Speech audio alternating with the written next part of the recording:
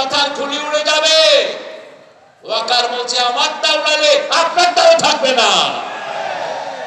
বাংলাদেশের সব শূন্য মুসলমানদের সাথে আছে না নাই?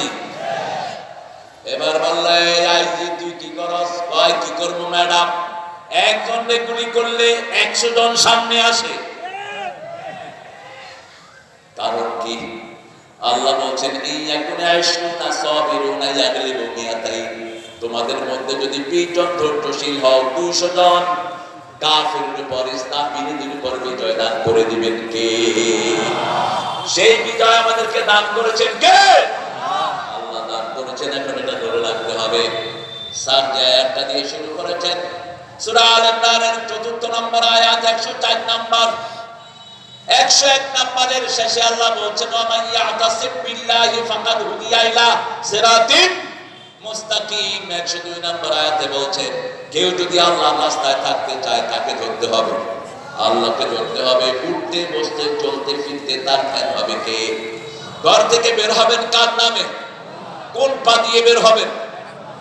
বাম পা। ঢুকবেন কোন পা দিয়ে? মসজিদে ঢুকবেন কোন পা দিয়ে?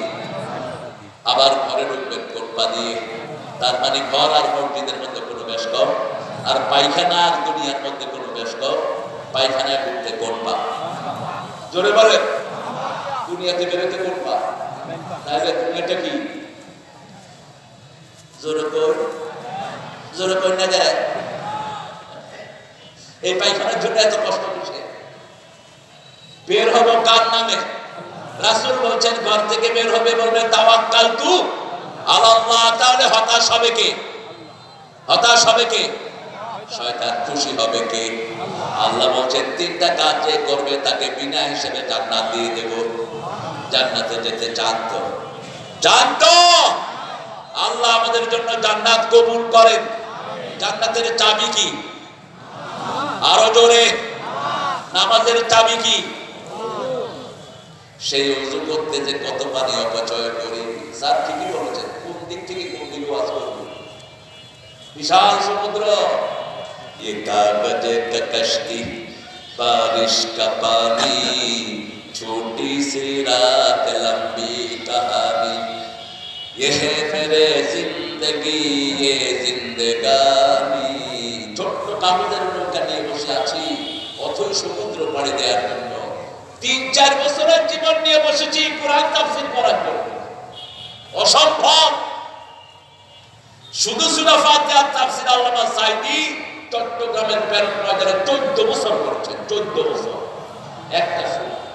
এত মোটা তাফসীর সূরাতুল ফাতিহা শেষ করা কখনোই সম্ভব না। শুধু বলতে হবে আলহামদুলিল্লাহ, আল্লাহু আকবার, লা ইলাহা ইল্লাল্লাহ। জান্নাতে যাওয়ার জন্য বিনা হিসাবে, কি হিসাবে? বিনা হিসাবে কোনো হিসাব হবে না। হিসাব জারি হবে, তার দুনিয়াও শেষ, আখিরাতও। রাসূল বলতেন যে বেশি প্রশংসা করে সে আগে জান্নাতে যাবে। যে উঠতে বসতে চলতে ফিরতে আলহামদুলিল্লাহ পড়ে সে আগে কোথায় যাবে? বিবিকে দেখলে নাউযুবিল্লাহ বলে সে জান্নাতে যাবে। হ্যাঁ, বিবির প্রশংসা আপনাদের ঠোঁটে আসে না। আমাদের মেয়েরা এত কষ্ট করে, শুধু দুধ ধরার তালে থাকে। এই লবণ কম হয়েছে কেন? তাই জোরে বলেন, কাপড়টা ধরি না কেন? কোথা থেকে পেয়েছে এই কালো আচরণ? পিতামাতার জন্য একবার মারুফ শব্দ আল্লাহ সারা কোরআনে ব্যবহার করেছেন। সাহিবুমা ফিদ দুনিয়া মারুফা। আর বিবির জন্য 5 বার। কয়বার? 5 বার। সেখানেও 5। প্রথম ব্যবহার করলেন সূরা নিসার ভিতরে। সূরা নিসার ভিতরে বলছেন আশিরুহুন্না বিল মারুফ। পারিবারিক জীবনে সবচেয়ে সুন্দর ব্যবহার বিবির সাথে করবে। কোন বিবিকে তুই তো অহংকারী করে ডাকবেন না। কোন নবী আলাইহিস সালাম রাসূল সাল্লাল্লাহু আলাইহি ওয়াসাল্লাম প্রত্যেক বিবিকে সুন্দর সুন্দর নামে ডাকতেন।